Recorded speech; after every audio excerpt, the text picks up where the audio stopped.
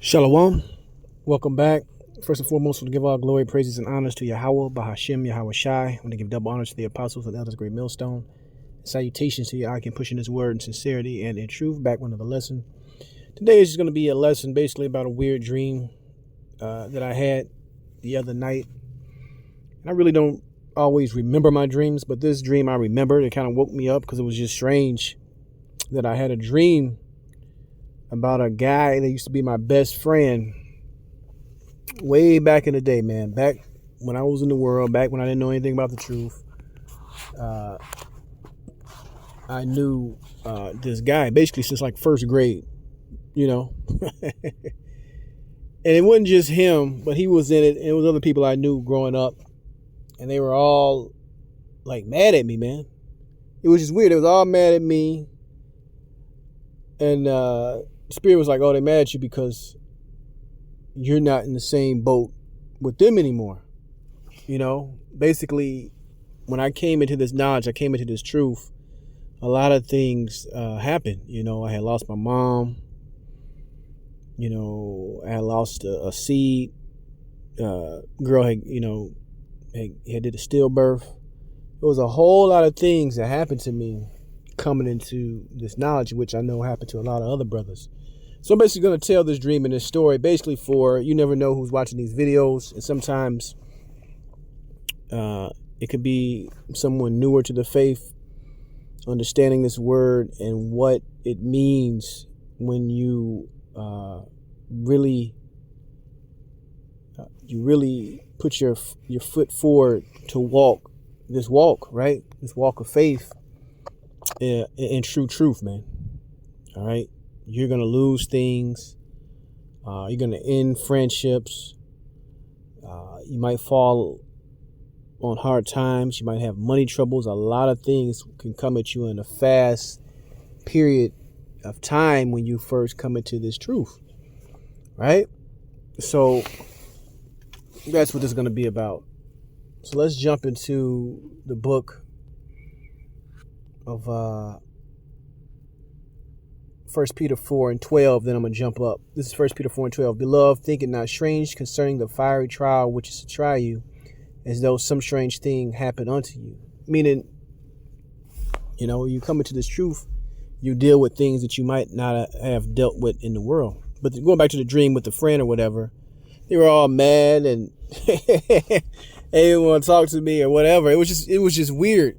Because I don't really think about these people on a daily basis, but in the back subconscious of my mind, or the Spirit put this in my head to talk about now, is that when you're in this dream, when you're in this truth, you got to cut things off regardless of how much you might have loved them. Like I said, this was a guy I knew since first grade all the way up to my mid to late 20s, right? That I knew this guy, man. So we've been through a lot of things, you know, in life together. But when you walk into this truth and the Spirit is truly on you, you feel out of place living the way that you once did.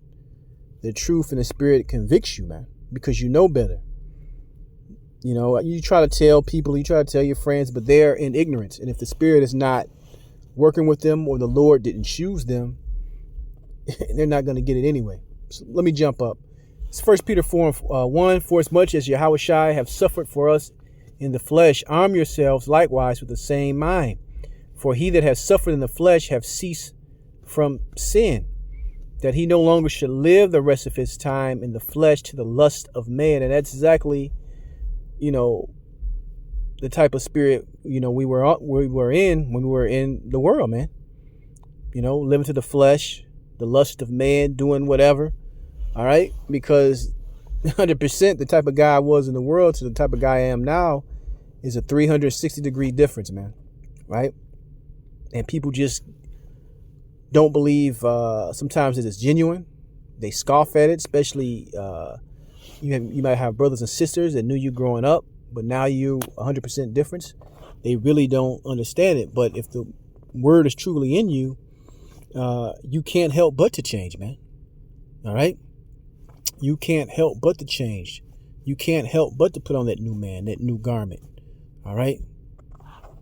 Let's keep reading. It says, for in the times past of our life it may have sufficed us to have wrought the will of the Gentiles, when we walked in lasciviousness, lust, excess of wine, revelings, banquetings, and abominable idolatries, wherein they think it strange that ye run not with them to the same excess of riot, speaking evil of you.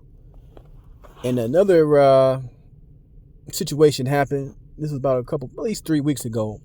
My son was at a sporting event, and I had happened to get off work early to check it out, and I seen about 3 guys that I knew from high school, man, and they were in shock. They was in awe. All right, where have you been? What you been up to? Where all this, all that, and I could see them sitting next to each other, looking at me like, man, where this guy been at? I heard about how he he stopped talking to the one guy, like I started off this video with, that was, the best friend, whispering, thinking this, thinking that. But, I really didn't give a fuck. It is what it is. It's funny that the Spirit had all those guys there. But this is this scripture that I'm just reading right here, 1 Peter 4:4, wherein they think it strange that ye run not with them to the same excess of riot, speaking evil of you. You order your life differently than these people that are still stuck in this world. All right? And a lot of them have a problem with that, because you have evidently changed and they're still the same. All right? So that's just something, I want to touch on. But I'll bring up a couple more scriptures, and that'll be it. Let's go into the book of Ecclesiastes, chapter 4.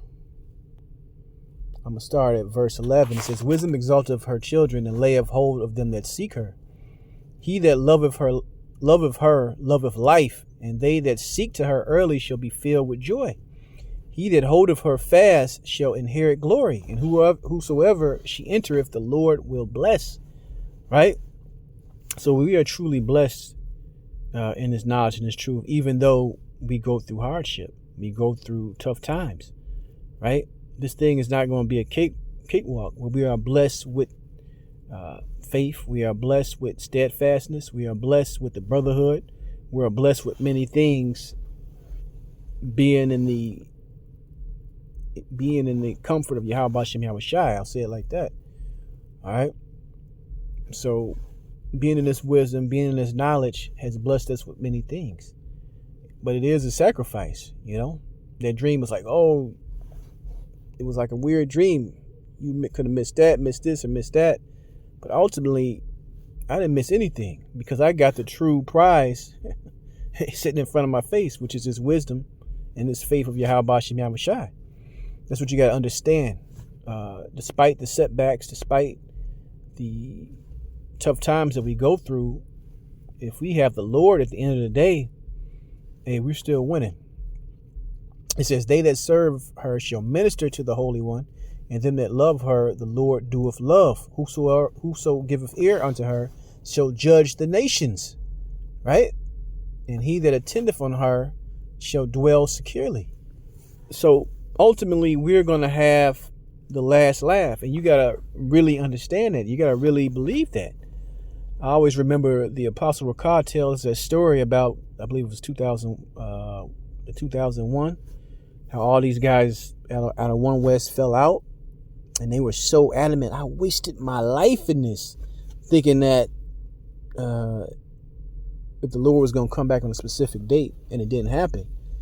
And these guys were so butthurt about it that basically it shows that they never really believed in the first place, man.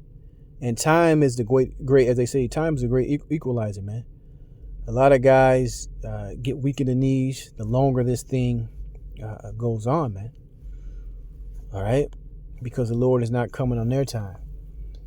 Where was I at? Ecclesiastes chapter 4, verse 16. If a man commit himself unto her, he shall inherit her, and his generation shall hold her in possession.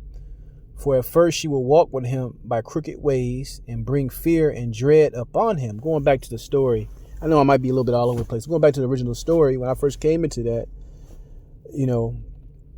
I would be in different situations, not eating certain foods, not wanting to be out in the clubs and bars like I used to be, not wanting to partake in different things, right? And the Spirit walked with me through those crooked ways, man. I always tell a story, man. And it's funny looking back on it. I had I think I had like two full packages of pork chops sitting in the freezer, man. And I had first heard the word, and I remember hearing the word, camp was called Man Up Jacob, which is now GMS Dallas. And they were doing a lesson out on JFK, where JFK basically was assassinated. It was some spot in Dallas they were at, but this is still in my brain. And they were going into the script. I'm like, what? I didn't even have a Bible at the time. And I was like, what scripture is that? Where are they reading out of? So I had to take at this point my girl's Bible, started flipping to the pages they were quoting. They said, oh man, this is in the Bible. And I had got to the point of eating pork. And I was like, man, I just bought those pork chops. Like, man, we'll use them up, but after that, I'm not gonna buy any more. So I think back on things like that, man. That the Spirit still dealt with me through that type of folly. But this was me brand new, coming in, not knowing what's really going on. But anyway, let me read this again. Ecclesiastes 4:17. For at the first she will walk with him by crooked ways, and bring fear and dread upon him, and torment him with her discipline, until she may trust his soul and try him by her laws. Then she will return the straight way unto him, and comfort him, and show him her secrets. Right? So the Lord is dealing with them that shows faith and steadfastness to his word, man. Going through those fiery trials and still showing up. And that's how you get the secrets. You get the understanding, man. All right. It doesn't come all the way at once. You go through different, trial and errors. You go through the studying. You go through having the Lord sup with you and build you up in the Spirit, and through understanding of various brothers throughout the brotherhood, that you become more and more polished, and you're able to what? You're able to go out and feed the sheep, right? Go out and do the work. Go out and have your hands in the ministry. And that's how he gives you those secrets, man. Right? This is Psalms real quick. Psalms 25:14. The secret of the Lord is with them that fear him, and he will show them his covenant. So ultimately, when I came into this word, my fear grew stronger and stronger of the Lord, knowing what he could do, man. Knowing the judgments that were to come, right? And also the judgments that the Lord was doing in here and now, man.